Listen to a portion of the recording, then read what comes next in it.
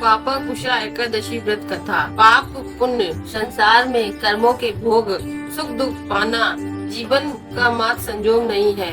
हर किसी के कर्म का दाता रखता है हिसाब और देना होगा ईश्वर को हर कर्म का जवाब। चांदी सोना धन सभी जग में है बेकार, सत्कर्मों से जीवन का होता सदा ही बेड़ा पार। जग में आया छोड़कर जब तू अपना धाम, धन कमाने के कर्म में भूल गया तू राम। हरे कृष्णा। इसी सुविचार के साथ आप सभी को पापाकुशा एकादशी की हार्दिक शुभकामनाएं। अश्विनी माह के शुक्ल पक्ष की एकादशी पापाकुशा एकादशी है और एकमात्र यह एकादशी इतनी प्रभावशाली है कि केवल पापाकुशा एकादशी में इतनी सामर्थ्य है कि यह अपने भक्तों के जन्म जन्मांतर के पापों को एक क्षण में ही भस्म करने की सामर्थ्य रखता है। इसलिए ठाकुर जी के सभी भक्तों को और खासकर उन भक्तों को जो बार बार इस जन्म मरण के चक्कर में नहीं आना चाहते, नहीं बनना चाहते और अंत में भगवान के वैकुंठ लोक की प्राप्ति चाहते हैं, उन्हें आज के दिन सच्चे मन से ठाकुर जी की पूजा करके पापाकुशा एकादशी व्रत धारण करना चाहिए और कथा को सुनना चाहिए।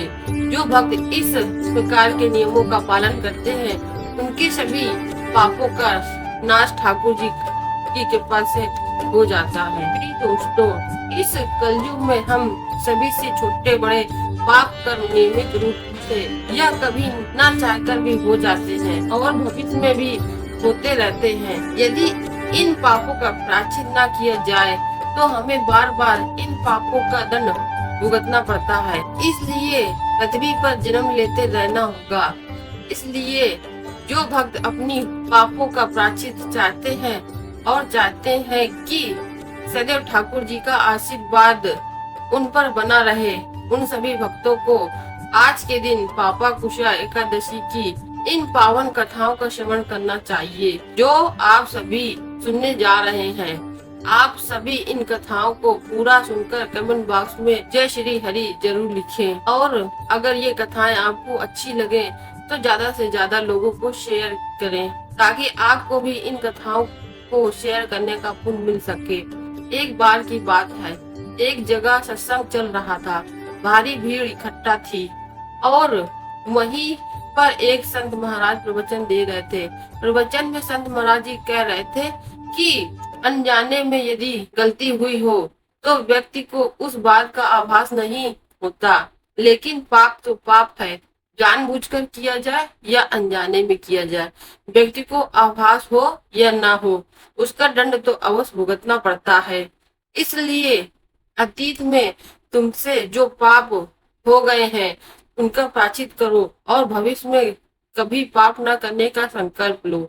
इस तरह संत महाराज जी प्रवचन दे रहे थे और आसपास के सभी भक्तगण उनके प्रवचन को बड़ी श्रद्धा से सुन रहे थे। प्रवचन समाप्त होने के बाद सभी लोग वहां से चले गए तो एक व्यक्ति वहां पर था जो थोड़ा सा कुचाल था। संत महाराज जी के पास पहुंचा और हाथ जोड़कर संत जी से पूछा, महाराज जी, मैंने प्रवचन तो बहुत ध्यान से सुना, लेकिन अब मेरे मन में एक जिज्ञासा है कि प्रायश्चित करने से पापों से छुटकारा कैसे पाया जाए। आखिरकार क्या प्रायश्चित करने से इतनी शक्ति होती है कि जानबूझकर यह अनजाने में किए गए पाप प्रायश्चित करने से नष्ट हो जाएंगे? महाराज जी, मुझे तो इस बात पर बिल्कुल भी विश्वास नहीं है।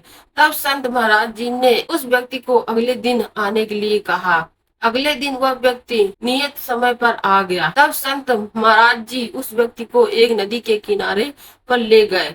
नदी के किनारे पर एक गड्ढा था जिसमें भरा हुआ पानी सड़ रहा था और गंध मार रहा था। पानी के सड़ने के कारण उसमें कीड़े भी पड़ गए थे।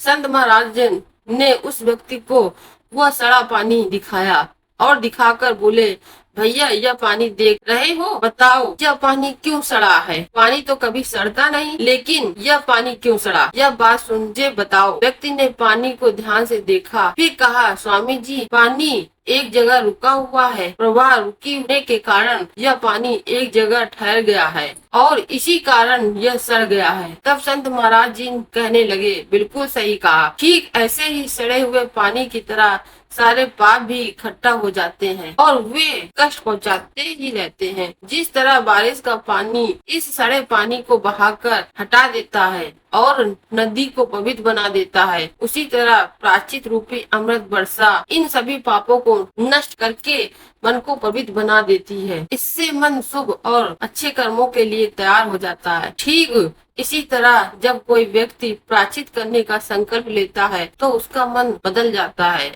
और वह व्यक्ति आगे जीवन में कभी वो गलतियां नहीं दोहराता जो उसने अपने पिछले समय में की होंगी। इसलिए प्रायश्चित से व्यक्ति का अतीत और भविष्य दोनों ही पवित्र हो जाते हैं और दोनों ही सुधर जाते हैं। प्रिय दोस्तों, अब सुनिए स्कंद पुराण में वर्णित पापा कुशा एकादशी की पौराणिक कथा। अश्विनी मास के कृष्ण पक्ष की इंदिरा एकादशी व्रत का महत्व सुनने के बाद धर्मराज युधिष्ठिर की जिज्ञासा बढ़ गई।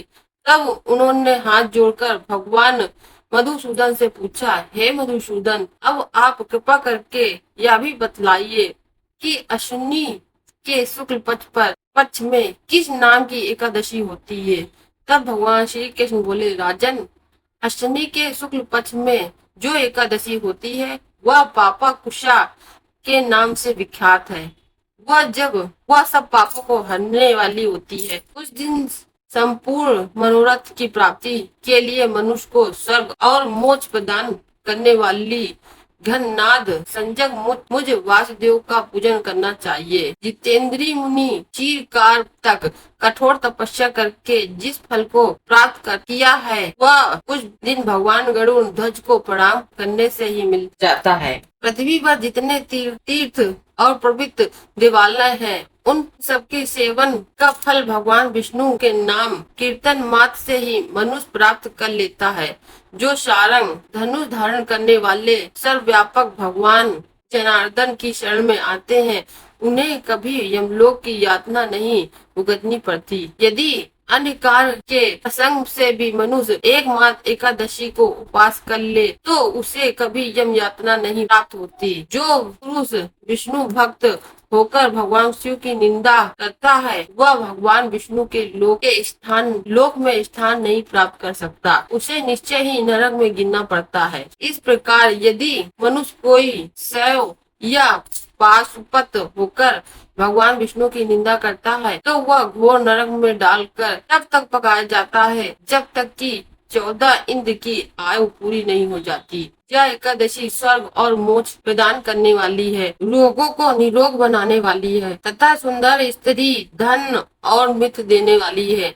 राजन, एकादशी को दिन में उपवास और रात्रि में जागरण करने से अनायास विष्णु धाम की प्राप्ति होती है। हे युधिष्ठिर, वह पुरुष मात्र पक्ष की 10, पिता के पक्ष की 10 और स्त्री के पक्ष की 10 पीढ़ियों का भी उद्धार कर देता है। एकादशी व्रत करने वाले मनुष्य दिव्य रूप धारी चतुर्भुज गरुड़ की ध्वजा से युक्त हार से सुशोभित और पीताम्बर धारी होकर भगवान श्री विष्णु के धाम को जाते हैं। अश्विनी के शुक्ल पक्ष में पापा कुशा एकादशी का व्रत करने मास से ही मनुष्य के सभी पापों से मुक्ति हो जाती है, श्री हरि के लोक में जाता है। जो पुरुष तिल, भूमि, गऊ, अन्न, जल, जूते और छाते का दान करता है वह कभी यमराज को नहीं देखता। राजन, दरिद्र पुरुष को भी चाहिए कि वह यथाशक्ति स्नान, दान आदि क्रिया करके अपने प्रत्येक दिन को सफल बनाए। जो हवन, स्नान, जप, ध्यान और यज्ञ आदि पुण्य कर्म करते हैं उन्हें भयंकर यम यातना नहीं सहनी पड़ती। लोक में जो मानव दीर्घ आयु, धनाधन, कुलीन और निरोगी देखे जाते हैं वे पहले से पुण्य आत्मा है। पुण्य कर्ता पुरुष ऐसे ही देखे जाते हैं। इस विषय में अधिक कहने से क्या लाभ। युधिष्ठिर, मनुष्य पाप से दुर्गति में पड़ते हैं और धर्म से स्वर्ग लोक को जाते हैं। राजा, तुमने मुझसे जो कुछ पूछा था उसके अनुसार पापा कुशा एकादशी का महत्व मैंने वर्णन कर दिया। भगवान श्री कृष्ण के श्री मुख से पापा कुशा का महत्व सुनकर तब श्रद्धा पूर्वक धर्मराज ने भी इस व्रत का विधि पूर्वक पालन किया, जिसके पुण्य प्रताप से उनके जन्म जन्मांतर के पापों का नाश हुआ और अंत में वे भगवान श्री विष्णु के बैकुंठ लोक गए। यह थी पापा कुशा एकादशी की पुण्य कथा। जय श्री हरि। दोस्तों, अगर आपको वीडियो पसंद आई हो तो वीडियो को लाइक और चैनल को सब्सक्राइब करके कमेंट बॉक्स में जय श्री हरि अवश्य लिखें।